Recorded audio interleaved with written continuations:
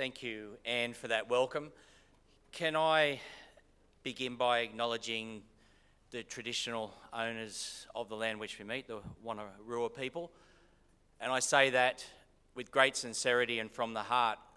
One of the things that really disturbs me now is that so many people stand up and do an acknowledgement because they have to, not because they mean it. And I was recently at a meeting in Sydney, and that was really driven home to me that when someone gives an acknowledgement, it has to be an acknowledgement that has feelings behind it. It has to be an acknowledgement that understands where a welcome to country comes from and the responsibilities that go with that. And it has to be an acknowledgement that recognises the injustices of the past, but more than that, the injustices that continue today. And I think no politician can stand up here in front of you and try to tell you that things have changed 100%.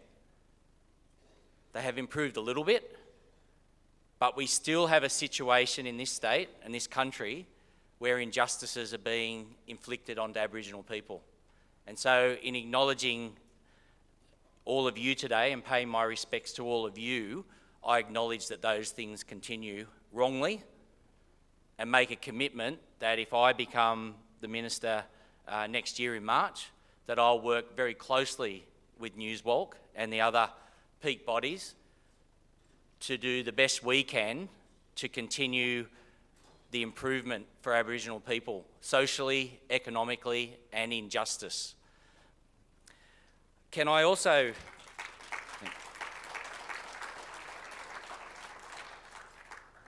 acknowledge NSWALC as the peak body for Aboriginal people in this state? It has the largest elected membership.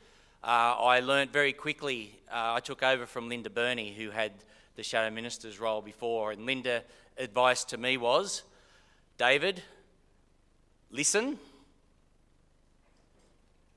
but most of all, hear what people are saying. She said, don't go in with preconceived ideas that you know better. She said, sit down with people, yarn with them, listen to what they've got to say, and then take their message back to the people that matter.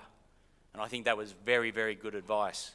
And so one of the groups that I went to first of all when I took on this role was to NSWALC. And I have to say, apart from the fact, Roy, that you're a constituent, and that, and hopefully I'm doing a good job as a local member, that Roy and James and Anne and all of the councillors are very good people to work with,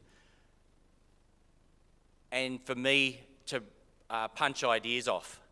So on all of the major issues that have come up in the Parliament, that's been the first phone call. Talking to NSWALC about their position and trying as hard as I possibly can in the restraints of opposition. We obviously don't have the numbers, but certainly representing NSWALC's views with the Minister and in the Parliament. And so on every piece of legislation that affects Aboriginal people, I've always stood up and given NSWALC's point of view to make sure that your membership is being represented. Can I particularly thank Anne, who took myself and Jihad Dib, the Shadow Education Minister, on a trip from Moree, and we finished up in Broken Hill, visiting communities right across that area, places like Collarenabri, into Menindee, Burke, Berowina, Wilcannia. It was a really important journey, not just for me, but for the Shadow for Education, because he is from the city. In my teaching career, I taught in the Western Riverina, a place called Hillston and Griffith, and I travelled that country a fair bit. But as a city MP, Jihad needed to see what was happening outside of the city. I'm also very privileged to be as having in my seat or representing the people from the Darkinjung Nation, and having on the Central Coast one of the fastest growing Aboriginal populations in the state. and I really appreciate the relationship I have with Dark and Young. It's great with Jeff and Matt. They involve me in their activities, and I really appreciate the welcome they always give me at all of their events. Today, I suppose I stand here as, hopefully, the alternate minister. So in March, if elected and Labor takes government, then my expectation is that I will be the minister. So I'm going to be fairly frank with people today. You don't want me standing up here blowing wind. You actually want me here saying what we will do. I was a little bit worried because most of you probably know we've had a leadership change in the last week. Two things, as I was just relating, in leadership changes. The first one you ask is, do I have a job? So that was a tick. The second one was that, are we changing direction? And our new leader, Michael Daly, sat down with him yesterday, and he reiterated that our current position is solid and that we are continuing the work that was done by Luke Foley. I have to acknowledge Luke Foley.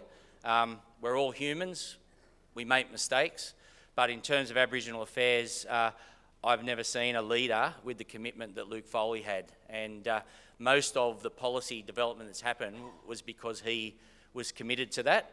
I've worked in the Labor Party, I've worked with several leaders, in fact about 5, in that short time. So Luke had demonstrated that he was very committed, and he gave me the freedom to develop a whole range of, I think, really good policies. The biggest one of those policies, which I took to the New South Wales State Conference 2 years ago, was to commit New South Wales Labor, and it was voted unanimously by over 800 delegates, to commit that if we are elected in March, then we will begin a process of treaty making. So we have committed that if elected, we will sit down with the Aboriginal community, and we've sat down and spoken with NSWALC about this, to say that we will develop a framework for developing treaty and agreement making. Because what we recognise is there cannot be one treaty. Across this state there are many diverse communities, and so there have to be treaties and agreements that actually suit where people are. It has to give people what they need. Our other commitment is that we will go in with no preconceived ideas. It is up to community, it is up to you to decide what a treaty might involve. And what the government's role would be in that sense is to facilitate the discussions for that to happen. That will be government's role. The role of actually determining what needs to be in a treaty is the community's role, the Aboriginal community's role. Government can't walk forward and say, look, here's a list of things we want you to agree with. That's not in the spirit of treaty making. What it needs to be is that in true openness and frankness, that what your community needs is sat down and we negotiate in good faith to come forward the things that are needed. Now, we would expect there may be some overriding issues, such as access to education and health, access to proper justice, access to ensure that we don't continue to take kids away from their families. All of those things are the general areas that would be negotiated. But when it comes to land rights, and I noticed the precept, and I've sat here today and I've listened and heard that land rights is one of the most, if not the most important feature of what is needed, because it will drive a whole range of other things, that will need to be negotiated differently across the state, depending on where people are and what the needs are. On land rights, I have to say, travelling around the state, and I thank every land council who has welcomed me so far. I have moved from the north, northwest, west, south. Got a few more invitations today, which I'll try and keep up with.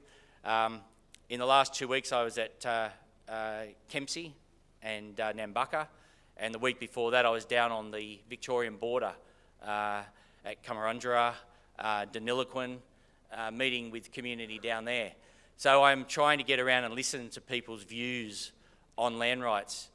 And the one thing that I will commit to do is that if we are elected, that we will actually look at the framework of the current land rights legislation to make sure that all the blockages, the things that slow down the process, are remedied.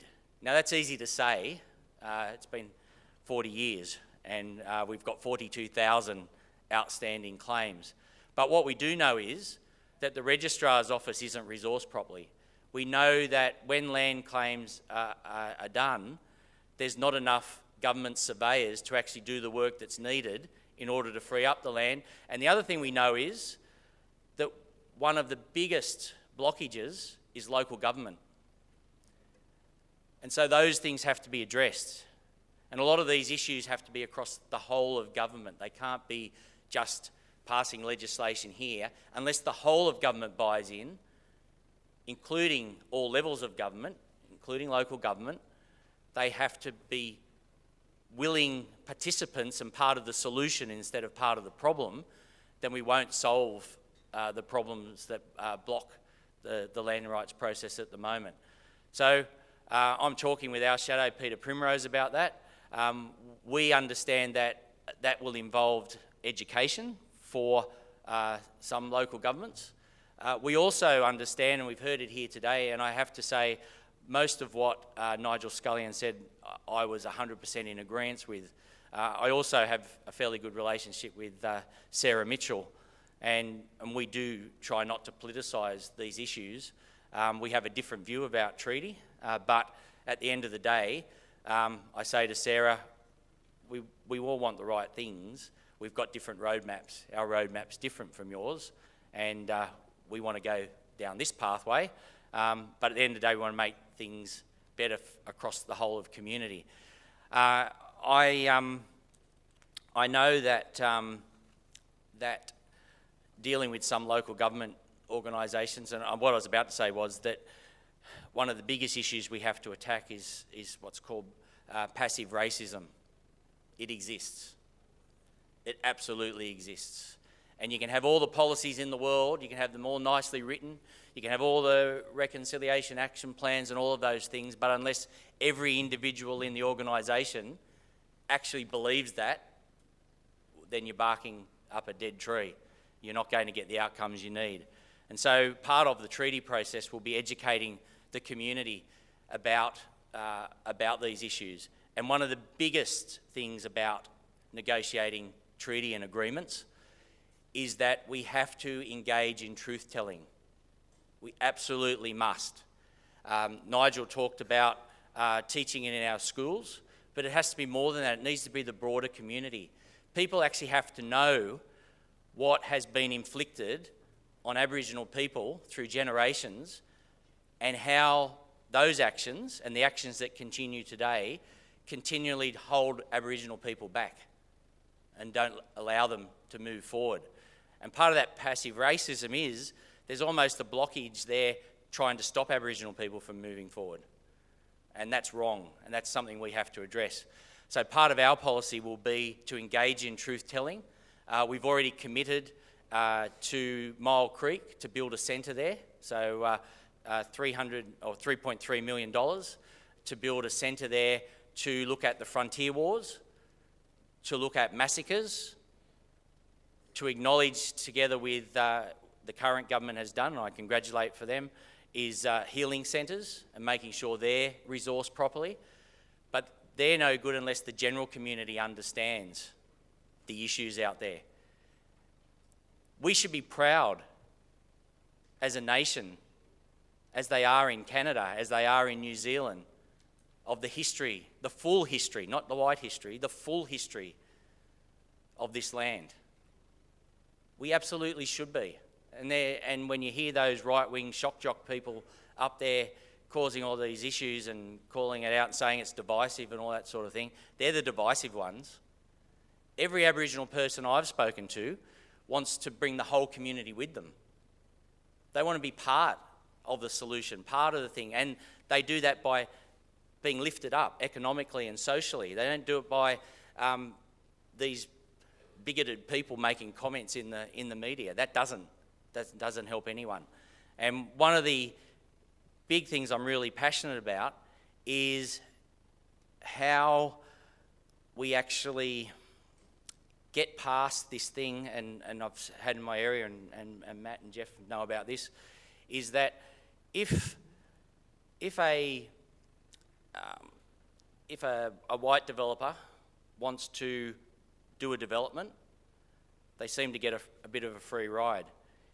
If on the same sort of land and the same sort of development is put up by the Aboriginal community, there's suddenly all of these processes and protests and reasons why it can't happen. And we have to be able to cut through that. We can't have it happen. The one I'm thinking is at Halakalani, and there's a residential mobile village park that's there. And Dark and Young want to put one next door to it that doesn't even have the same density as the original one. The original one had about, I think, 25 objections. The Dark and Young one had, was it 2,800? 2,800 objections. Now, we can't allow that to continue. We can't allow that to continue. We need to be making sure that in our legislation, that if a development complies, put up by the Aboriginal community, then it is approved. It is approved. We can't let this racism be holding the Aboriginal community back. So the commitments that I want you to take away from me today is this, that my way of operation is through partnership. I was a school principal for 23 years in communities right across the state. My smallest school was 24 kids. My biggest school was over 1,000. And in every one of those schools, I was in partnership with the community, because it wasn't my school, it was the community's school. And so I involved them in all the decision making. That's how I operate now. I won't be dictating to NSWALC or anyone the way they should be doing business. What I'll be saying is we need to sit together and have those conversations. So that's the first commitment I'll give you. The second one is that we will enter that process of treaty and agreement making with an open mind and with good intent. Now, I'm not going to tell you it's going to take 1 year or 5 years or 20 years. It will take as long as it needs. And my third commitment is that while that process is underway, that we will continue to work. So things won't stop while that's happening. We will continue to work on the most important things, which is improving the land rights system, getting rid of those blockages, and making sure legislation like that's going to be moved this week in the Parliament, which is virtually, if you call it, and I've heard it described this way, as potentially creating a second stolen generation, we have to oppose those things. We have to oppose those things. We will be doing that in the Parliament next week. We know what this is about and who will be affected the most. And yesterday in Shadow Cabinet, we unanimously agreed to oppose that bill, because we can't let this continue to happen. So they're my commitments to you. As I said, I've really appreciated the welcome that I've had in the job. I will say that I've had a long association with the Aboriginal community, particularly at Mingaletta. Auntie Robin, her son there was my best man at my wedding. My sister married an Aboriginal man, and her both, my nephew and niece, both identify very strongly with the community. So I have a personal reason, I have a professional reason, and I have a moral reason that we have to change the way that we do business. We can't continue to do what we've been doing, and we need to establish a real partnership. And I might say, I didn't want to get too political, but one of the big problems that's happening with the current government is that they have a predilection to that if they don't like what community is saying to them, they go and set up a new organisation in competition. Well, my answer to that is, that's the wrong way of doing business. The real way of doing business is sit down, fix the disagreements. Actually build on the relationship you've already got. Don't go creating new stuff. that just creates problems within community. It doesn't improve things, makes things worse. So what we have to do is improve what we've got. So I'll leave it there. I'm happy to answer as many questions as I can, knowing that in opposition, don't ask me exact figures because the government won't tell us any. But thank you very much for listening.